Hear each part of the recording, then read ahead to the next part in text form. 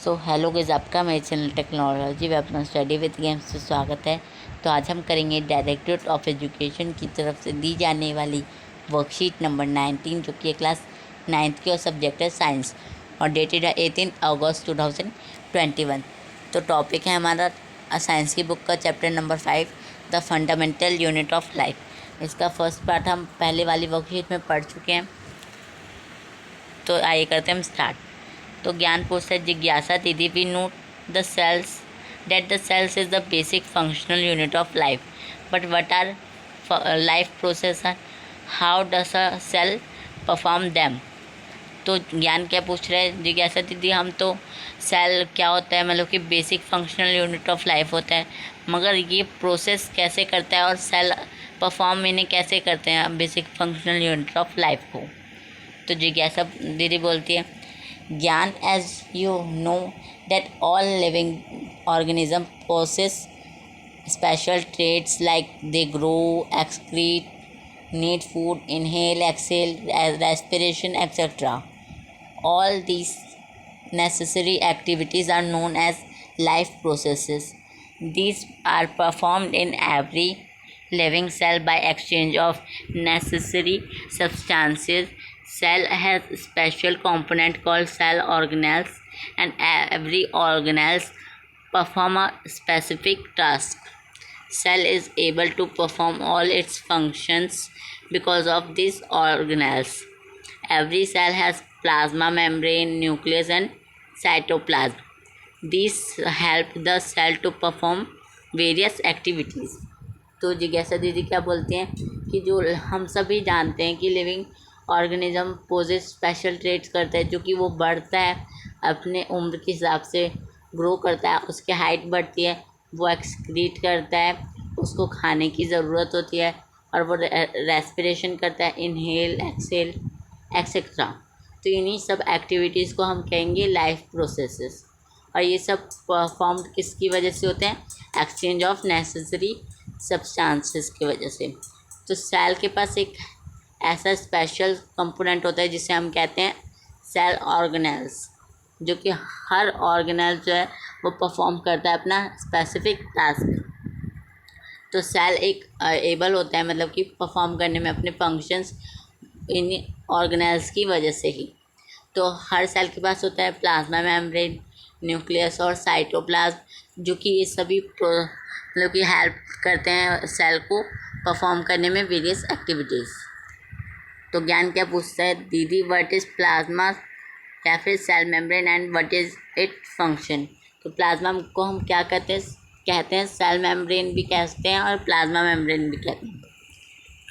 तो जिज्ञासा दीदी क्या बोलते हैं, ज्ञान, this is the outer most covering of the cell. The plasma membrane allows the entry and exit of some necessary material in and out of the cell.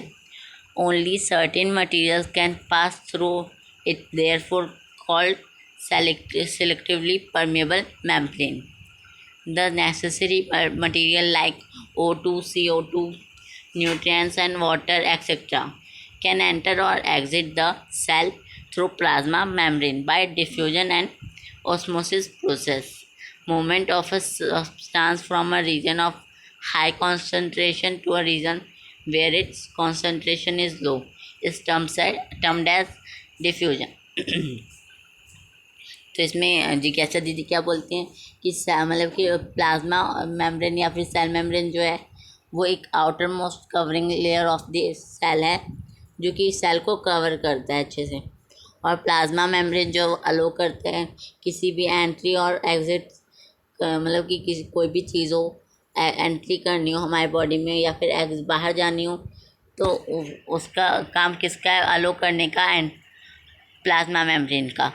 तो कुछ ऐसे मटेरियल जो कि पास हो जाते हैं तो उन्हें हम क्या कहेंगे, मतलब कि इसी वजह से हम प्लाज्मा मेम्ब्रेन को कहते हैं सिलेक्टिवली परमेबल मेम्ब्रेन। तो ये नेसेसरी होता है, जैसे मटेरियल्स जो होते हैं O2, CO2, न्यूट्रिएंट्स और वाटर एक्सेट्रा के लिए। तो यही था। और डिफ्यूजन किसे कहते हैं? मूवमेंट, सब्सटेंस की मूवमेंट हाई कॉन्सेंट्रेशन की वजह से टू अ वेयर इस लो कॉन्सेंट्रेशन की वजह से हम उससे टर्म करते हैं एज अ डिफ्यूजन। तो डिफ्यूजन के बारे में हम अच्छे से पढ़ेंगे। तो ये पढ़ते हैं। डिफ्यूजन ऑफ वाटर थ्रू मतलब cell membrane is called osmosis. जो डिफ्यूजन होता है वाटर के अंदर होता है उसको हम cell membrane through cell membrane की तरफ से, तो उसे हम क्या कहेंगे, ऑस्मोसिस कहेंगे। तो इफेक्ट है concentration of a solution cell पे, उसकी basis of concentration of water के सॉल्यूशन और इज ऑफ 3 टाइप्स। तो ये 3 टाइप्स के होते हैं, हाइपोटोनिक सॉल्यूशन, आइसोटोनिक सॉल्यूशन और हाइपरटोनिक सॉल्यूशन। तो solution that have more water than cell, the cell swells up, increase in size due to endosmosis. तो इसे हम कहेंगे हाइपोटोनिक सॉल्यूशन। तो मतलब कि जिसमें सॉल्यूशन वाटर ज़्यादा हो सेल के अंदर और वो सूजने लगता है, इंक्रीज़ करता है अपनी साइज, तो उसे हम एंडोमोसिस की वजह से, तो उसे हम क्या कहेंगे, hypotonic solution. Isotonic solution, the concentration of water in solution and cell is same, no change in shape. तो जिसमें शेप जो है चेंज नहीं होती और कॉन्सेंट्रेशन ऑफ वाटर जो है सॉल्यूशन और सेल के अंदर सेम होता है, नॉर्मल होता है, तो उसे हम आइसोटोनिक सॉल्यूशन कहेंगे। Hypertonic solution that have less water than the cell shrinks, decrease in size due to exosmosis. Similarly the soluble substance diffused inside the cell with water। तो इसमें क्या बोल रहे हैं कि सॉल्यूशन जिनके पास कम पानी होता है सेल के अंदर, सेल से भी कम पानी होता है और सेल उसे श्रिंक कर लेता है, सिकुड़ जाता है और अपना साइज जो है घटाने लगता है, किसकी वजह से, एक्सोस्मोसिस की वजह से। तो कुछ पिक्चर्स दिए गए हैं इन सॉल्यूशंस के। अब plant cell also have cell wall in addition to the plasma membrane. When plant cell loses water through osmosis, the cell content gets shrink away from the cell wall along with plasma membrane. This phenomenon is known as plasmolysis।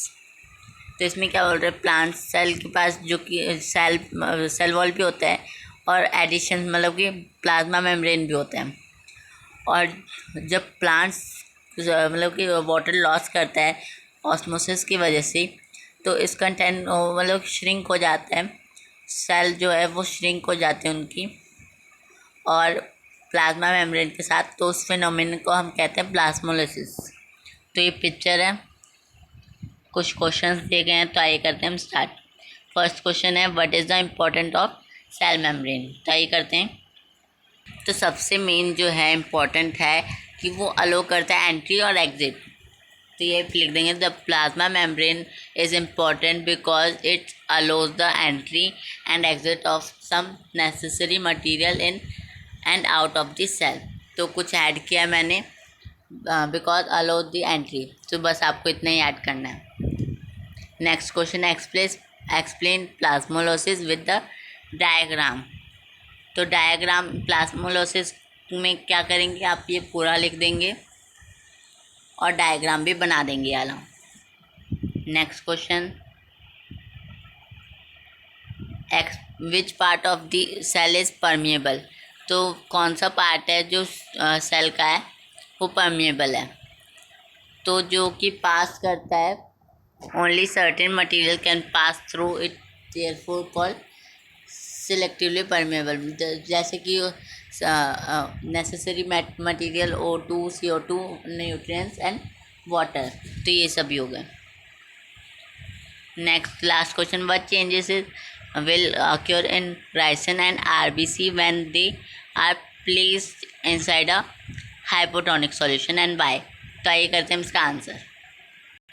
RBC and ricin both are likely to swell up as more water will come into the cell than will leave, because in a hypotonic solution the concentration of the solution outside of the cell is more than the inside of the cell। तो ये हो जाएगा आपका answer. तो ये worksheet complete करके अपने teacher से ज़रूर चेक करवाइए। मेरे चैनल को सब्सक्राइब कर दीजिए, मेरे वीडियो को लाइक कर दीजिए। Thank you and bye. Share करना ना भूलें।